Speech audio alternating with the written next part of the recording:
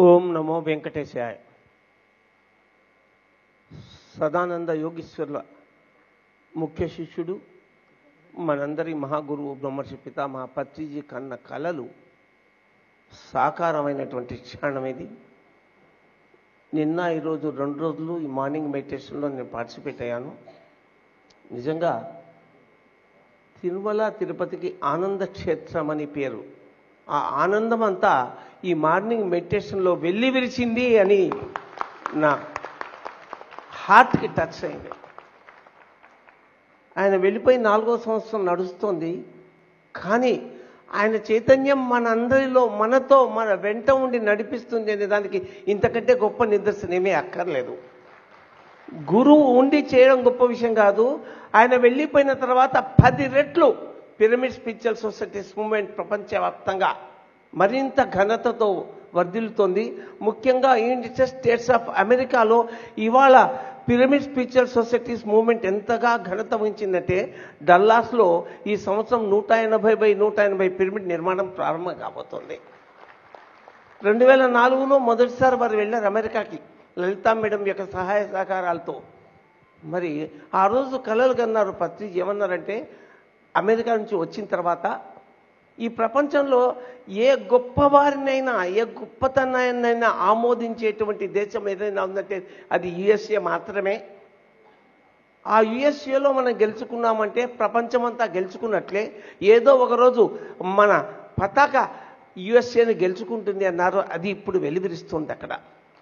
నిన్న ప్రేమ్నాథ్ మహేశ్వరి ఒక 60 రోజుల పాటు ఒక ఊపి వచ్చారు అమెరికాలో.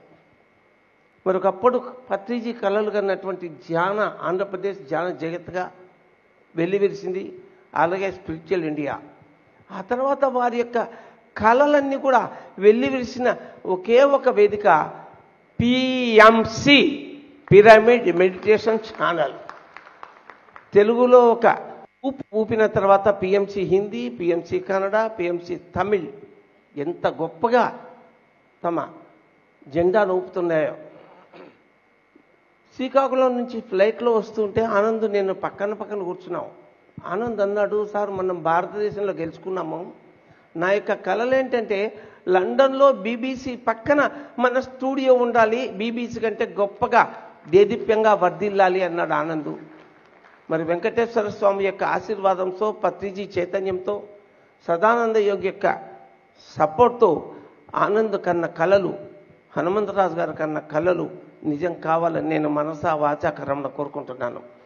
అది ఖచ్చితంగా నిజమవుతుంది అనడానికి తార్కాణమే ఈ 7 రోజుల తిరుపతి క్షేత్రంలోని ఈ ప్రోగ్రాం. ఇంత సక్సెస్ అవుతుందని ఎవరూ అనుకోలేదు, వాళ్ళు కూడా అనుకోలేదు. కానీ అంత దాని కెపాసిటీ మీద సక్సెస్ అయిందంటే ఇంకా ఇంతకంటే గొప్ప తార్కాణం పిఎంసీకి ఏమీ లేదు.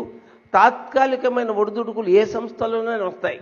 2013లో పిఎస్ఎస్ఎంకు వచ్చిన ఒక గొప్ప కుదుపు మరి పత్రిజీ యొక్క నిబద్ధతను, వారి స్టెబిలిటీని, వారి యొక్క డిగ్నిటీని, వారి గొప్పతనాన్ని ప్రూవ్ చేసి పిఎస్ఎస్ఎంకు ఎదురు లేదు, పత్రిజీకి ఎదురు లేదు అని నిరూపించింది.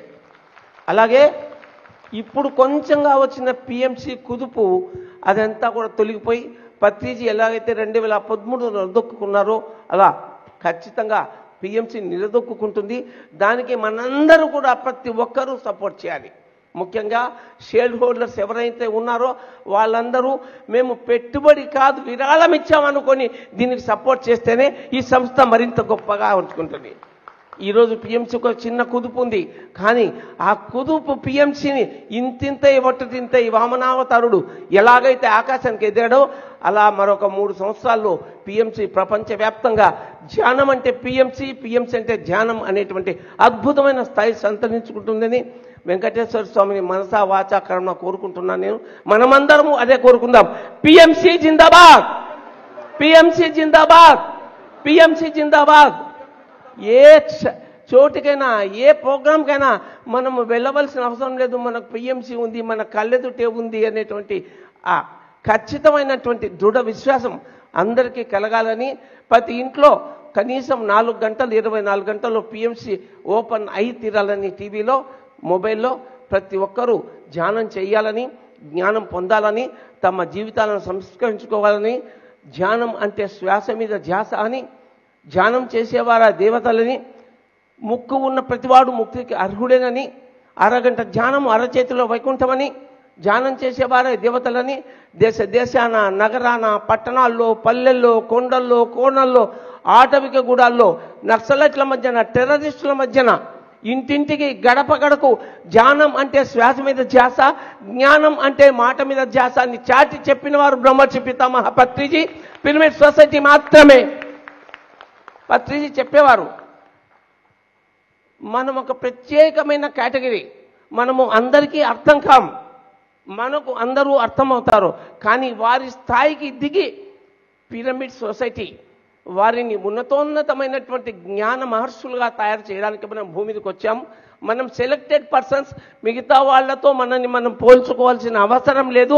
మనల్ని ప్రతి ఒక్కరూ పోల్చుకునే రోజు ఒకటి వస్తుంది అండి ఈ 7 రోజుల ధ్యానయజ్ఞం నిరూపించింది. Thank you.